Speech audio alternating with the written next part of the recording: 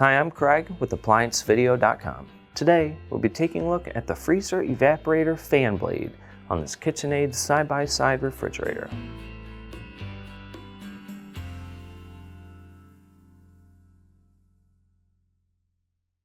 Stop. Before beginning any repair, always be sure to disconnect the power to the appliance. It is also recommended to test the outlet for the proper voltage. Remember to also turn off the water. The main reason why you'd be replacing your fan blade would be if the unit is running and it is noisy. Now, click on the link below to view this repair video.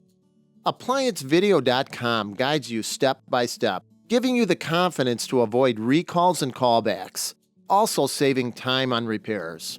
Whether you're up against an uncommon repair or the latest appliance on the market, our videos have been created with you in mind.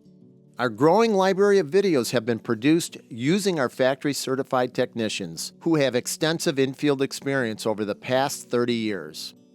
ApplianceVideo.com provides high-quality repair videos that anyone can follow, regardless of their skill level. We are here to help.